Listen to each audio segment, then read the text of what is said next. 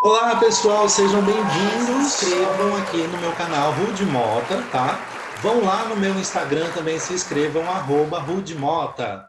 E o nosso papo de hoje, ele é um papo bem mais descontraído e hoje nós temos uma convidada, né? Vamos saber um pouco o que é o feminismo em si. A nossa convidada de hoje, ela tá chegando aí. Bora lá entender e bater um papo bem bacana sobre feminismo?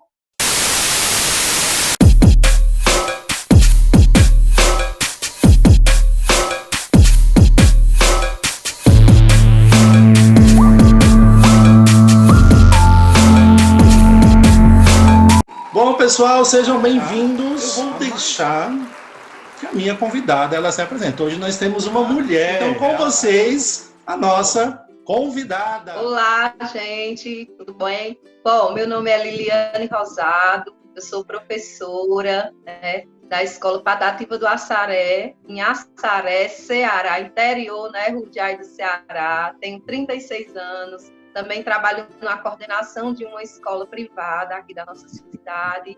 E recentemente comecei aí, né, dei um primeiro pontapé em um projeto da Escola Patativa chamado Interfaces Femininas. Sou coordenadora do projeto e que esse projeto ele vem se estendendo e ganhando uma dimensão que nós não esperávamos, né, mas que vem aí de vento em popa. Então, assim, Liliane, seja bem-vinda, tá? Para mim, realmente é um prazer tê-la aqui, tá? Que eu admiro muito a sua pessoa, certo? E vamos, então, ao nosso bate-papo.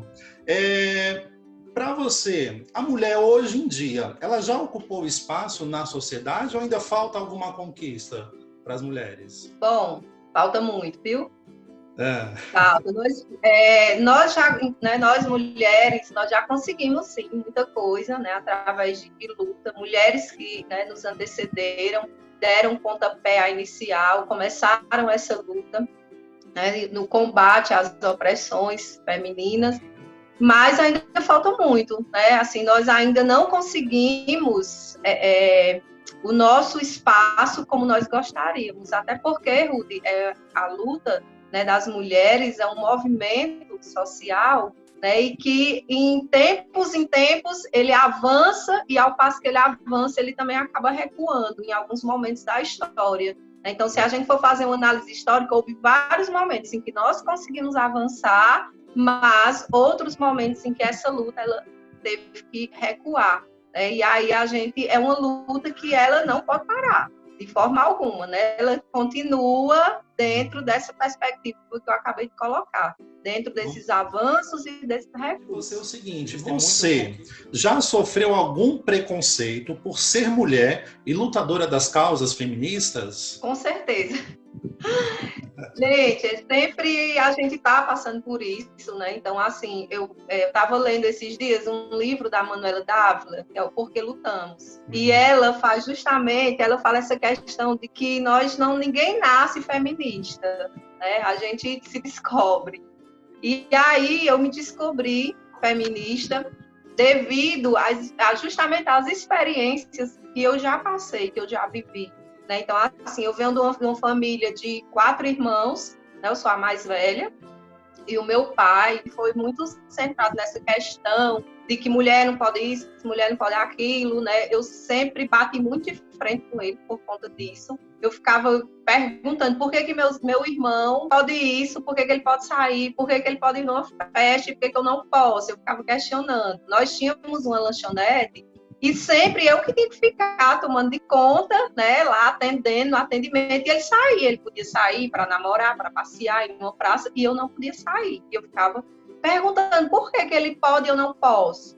Também amava futebol, né, jogava escondido, jogava bola escondido, né, porque meu pai não queria. Futebol é coisa de homem, mulher não pode.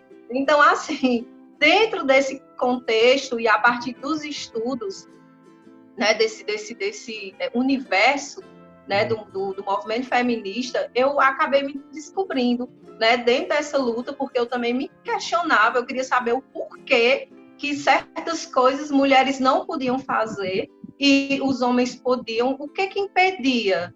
Né? Então, assim, ainda hoje eu passo por alguns momentos, eu percebo isso, às vezes eu saio com meu esposo E a maioria dos homens, quando vem cumprimentar, cumprimenta ele como se eu não estivesse ali do lado dele, sabe? Chega, oi, tudo bem? Pega na mão dele, fala boa noite. E eu fico assim, aí eu, oi, boa noite, né? Então, assim, né? Tipo, me metendo também, eu tô aqui, eu existo, né? Então, assim, e isso muitas vezes passa despercebido, né? Mas é uma forma de insubmissão da mulher, né? Então, assim, por que todo mundo fala com ele e não fala comigo? É como se eu não tivesse. E passa muita coisa ainda em relação, né? Muitos preconceitos, coisas que não são atribuídos a mim, porque eu sou mulher, né? Então, são questionamentos que eu trago desde a minha adolescência, e hoje eu posso compreender essa luta a partir da minha vivência, né? E a questão desse preconceito também de ser chamado de feminista. Alunas minhas me questionavam, professor, e nós vamos trabalhar sobre o feminismo. Quando eu disser isso lá na minha casa, porque a visão diabólica que as pessoas criaram sobre o movimento feminista, sobre as mulheres feministas, né?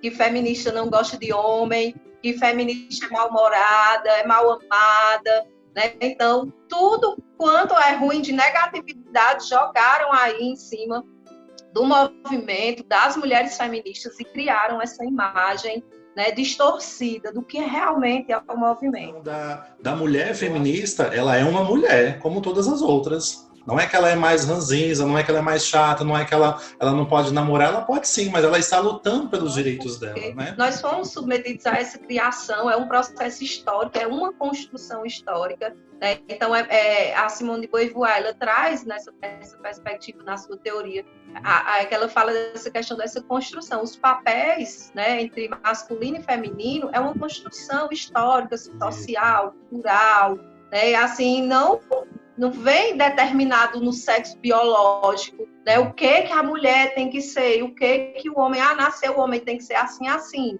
Né? Então, não é dessa forma, é tudo projetado a partir de uma construção histórica, social. Tá. Uma mulher, Liliane, por ser negra, a gente já sabe que ela sofre um certo preconceito, né? E por ela ser negra, ela sofre com racismo, e pelo fato de ser negra, ela sofre como mulher também, mais do que uma mulher, digamos assim, branca? Com certeza.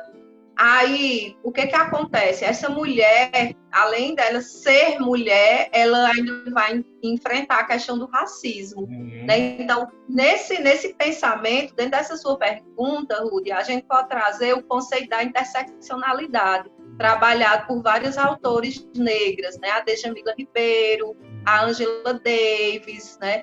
A Lélia Gonzalez, elas trazem esse conceito de interseccionalidade, que é isso. Quando nós vamos trabalhar a perspectiva, por exemplo, da mulher negra, então essa mulher negra, ela tem vários pontos, né, que deve ser examinado, né, na questão dentro dessa opressão. Então, ela é mulher, ela é negra, entra a questão da classe social, né, em qual classe social essa mulher ela se enquadra. Então, tem o livro da Angela Davis, que é Mulher, Raça e Classe. Dentro desse pensamento, essa mulher ela vai sofrer muito mais do que uma mulher branca. Né? Então, a Djamila ela até coloca, não é questão de hierarquizar, né? Qual é a opressão que é maior. Não, é por conta do contexto. Né? Então, a mulher negra, para a gente ter noção, vamos imaginar a sociedade numa pirâmide. Né? Então, no topo dessa pirâmide está o homem branco hétero. Na base da pirâmide está a mulher negra. Abaixo dessa mulher, e se essa mulher negra ela for uma mulher trans, e se ela for uma mulher lésbica, certo? Então, assim. Mais ainda, né? Exatamente. Então, o preconceito, tudo que vai estar ali em torno desse universo feminino é bem pesado, certo? Então, assim, quando a gente for analisar essa questão, é tanto que o movimento feminista hoje, o conceito de interseccionalidade é super importante dentro do movimento feminista, para a gente não homogeneizar a questão da mulher, achar que mulher é ali uma coisa só, que todas têm o mesmo problema, que todas lutam pelas mesmas causas, né? Então, assim, o universo feminino, ele é diverso, né?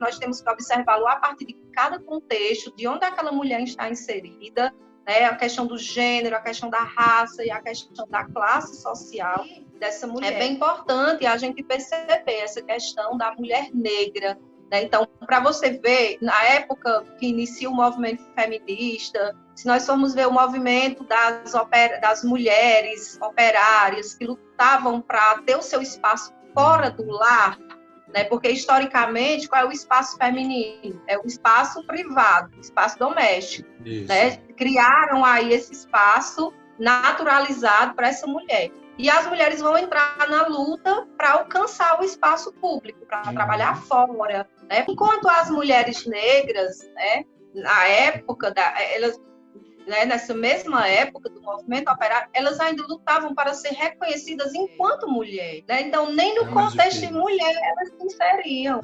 Né? E elas já trabalhavam fora, né? Elas já mantinham a família, já tinha todo esse universo público em torno delas, porém, elas não eram reconhecidas como mulheres. Eu quero saber como surgiu o Interfaces e qual o objetivo desse projeto. Então, o projeto ele foi pensado desde o ano passado, disciplina no mestrado em educação da UFCA. E aí, o ano passado, eu não passei na seleção, mas eu consegui uma vaga como aluna especial e eu paguei uma disciplina de gênero e diversidade. E dentro dessa disciplina foi que eu fiquei assim imersa nesse campo desse estudo de gênero, dessas relações de gênero, e eu foi uma desconstrução, sabe, Ruth, de tudo que eu pensava que era o universo feminino e uma reconstrução.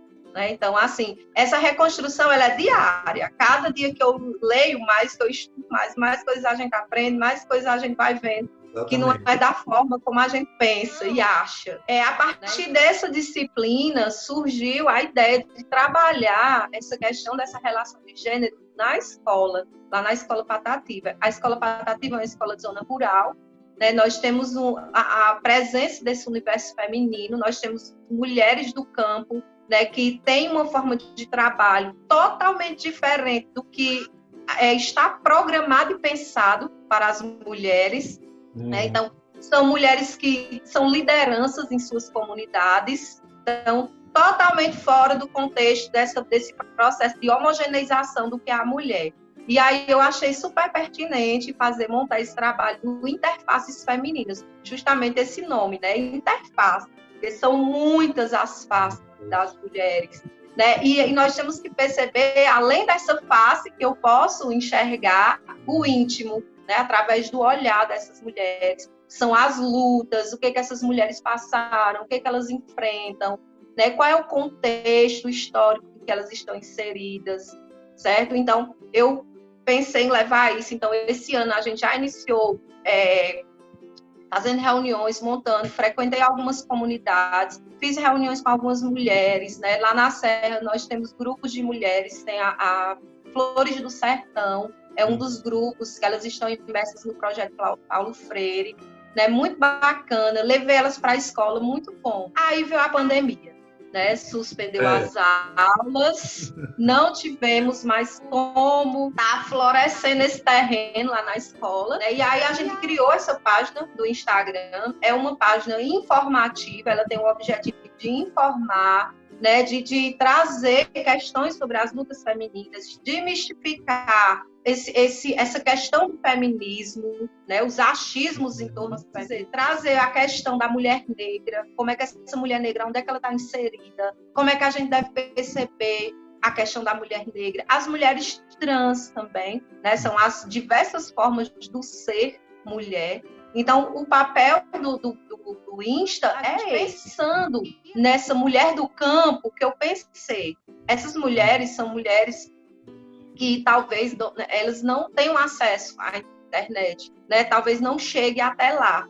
E aí nós criamos o quadro Vozes Mulheres, que vai ser apresentado numa rádio daqui de Assaré, a Rádio Cultura FM, e nós temos esse momento às sextas-feiras, o quadro Vozes Mulheres. E nós estamos fazendo uma sessão aí abordando sobre a violência, né, o abuso, a violência doméstica, que é o que está muito em alta nesse momento de pandemia. Então, por que nós escolhemos o rádio? Para que chegue até essas mulheres do campo, para a gente não deixar nenhuma de fora. Eu estou vendo um crescimento muito grande e parabenizar até você também por essa iniciativa. Numa cidade aqui onde nós moramos, que é uma cidade pequena, né, onde a mentalidade das pessoas, muitas vezes, ela está voltada para aquela situação arcaica ainda, né, aquele machismo, como você colocou já aqui muito bem, da questão de que a mulher realmente ela tem que ficar só em casa servindo o marido, mas não é assim. Nós sabemos hoje em dia que isso já não funciona mais assim, né? Então eu estou vendo um crescimento muito grande, tá? Se você não acessou ainda, Liliane, qual é o Insta? Me diga aí, por favor. Tá, @interfaces femininas. Podem pesquisar lá no Instagram e sejam muito bem-vindos à página. Tem muita informação e tá até tendo sorteio, viu?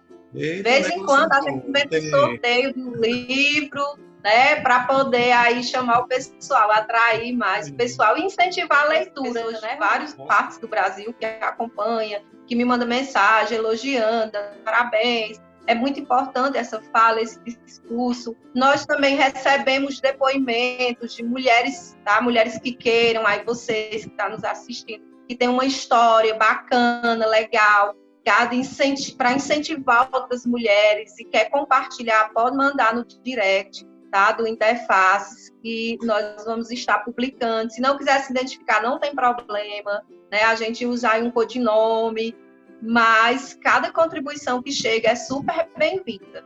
Com certeza, que até porque todo mundo precisa de uma certa ajuda e muitas vezes as mulheres elas se repreendem, elas têm um certo medo até de conversar com outra pessoa, né? Digamos assim, até por medo do próprio marido dentro de casa, né? Eu gostaria então que você contasse para nós uma história bacana de superação, que você ou que alguma mulher tenha contado para você, né? De violência ou até de abuso. Tem alguma história de superação, alguma coisa bacana? Eu me inspiro muito na minha mãe, nas histórias que ela me conta, sabe? Assim, a gente tem uma relação afetiva muito bacana e é muito interessante. Eu gosto também da escritora, a Conceição Evaristo, e ela fala muito disso, dessa ligação da nossa ancestralidade, das mulheres que nos antecederam, né? Nós somos a representação dessas mulheres. E assim, na minha casa, eu não tenho nenhum registro de questão de abuso, de violência, né? Então, assim, eu sou uma privilegiada em relação a isso. É importante também a gente reconhecer esses privilégios. E aí, mas eu tenho, assim, muitas histórias de luta, muitas histórias de empoderamento em relação à minha mãe, né? Então, assim, ela foi uma mulher que ela sofreu muito, né, na infância, na juventude. Ela morava na zona rural, os pais separaram, e aí ela ficou morando na casa de um familiar, depois veio morar numa casa de uma pessoa aqui em Assaré para trabalhar. E ela me conta várias histórias, né, de quando ela queria uma roupa, um calçado, e ela não podia, né? E aí ela me contou uma história que eu achei bem assim, né? Eu fiquei muito angustiada. E levaram ela para trabalhar em Fortaleza, numa casa lá de família, cuidando dos filhos desse pessoal, 2 crianças pequenas. E aí lá ela passou muita fome, né, nessa casa, o pessoal não deixava ela comer, ela só podia se alimentar no dia à noite, depois que todo mundo, sabe, tivesse servido já e se sobrasse alguma coisa. Então, assim, regime de escravidão. E assim, ela sozinha lá, não conhecia ninguém, né, e ela me disse que chorava muito, queria vir embora, né, até que conseguiu vir embora. Mas, assim, são relatos muito doloridos para mim ouvir isso dela, né? Ela colocar também a questão de quando ela era menor também, que ela ia para a casa dos familiares, e aí nessa fase aí da separação dos pais, né? Muitos filhos, e o quanto as pessoas também exploravam, colocavam ela para trabalhar muito, né? E a questão da fome, sabe? Me marcou muito essa questão. É tanto que hoje minha mãe ela é uma pessoa, se você chegar lá, ela sabe, coloca tudo que tiver para as pessoas comerem, né? Faz umas panelas assim enormes de comida. E assim, para mim é uma história linda de superação, sabe? Hoje ela tem um negócio dela próprio, né? Ela trabalha, ela ganha o dinheiro dela. é independente, sabe? Quando ela tava, meu pai já faleceu, né? Mas quando eles viviam, ele era muito assim, opressor mesmo, né? E às vezes quando ela vinha falar alguma coisa por mim ou por meus irmãos, ele sempre dizia: quem manda nessa casa sou eu. Né? Então, aqui eu sou o homem da casa, você não pode, você não tem nenhuma fala aqui dentro, sabe? E elas choravam e eu ficava assim: mãe, por que tu não deixa esse homem? Por que tu não vai ver tua vida? Aí ela: e vocês? Eu não posso, como eu sei um trabalho, como é que eu vou sair? Como é que eu vou levar vocês? Sabe? E assim, é muito, muito ruim você ver sua mãe naquela situação, né? E assim, a questão do meu pai, ele foi um pai super presente, era maravilhoso, mas infelizmente ele tinha esse lado, né, do machismo. Até eu nem culpo, sabe, Rudy? Porque, como eu coloquei, é uma questão de cultura, Pura de criação, criação. antigamente. Precisa ter um diálogo dentro de casa, né, para que as pessoas elas comecem a se abrir para novas possibilidades de relações de gênero, não é isso? Exatamente. E assim, então, como eu coloquei para vocês, assim, questão de uma história de abuso, de violência, dentro, assim, próximo a mim, eu não tenho, mas eu tenho muitas de luta, né, de superação, de mulheres guerreiras, que não desistiram no meio do caminho, que mesmo com todas as barreiras, foram lá e estão aí, dando sangue, né, para continuar nessa disputa por espaço. Nosso bate-papo, nós vamos encerrar então essa nossa primeira parte. Não se esqueçam de se inscrever aqui no meu canal, tá? Rude Mota. Não se esqueçam de ir lá no meu Instagram, @rudemota também. Não se esqueçam de se inscrever, tá? E olharem a página do Insta lá do Interfaces. Interfaces Femininas. É tudo junto, né? É. Qualquer dúvida eu vou colocar aqui em cima. E para nós iniciarmos, então, para vocês ficarem com gosto de quero mais, vou fazer uma pergunta, deixar uma pergunta no ar aqui, que ela já deu alguns spoilers aí também. Para mulheres que são solteiras, vale o antes só do que mal acompanhada, e estando só, como ser feliz sozinha. Então não saiam daí, nos acompanhem na nossa segunda parte.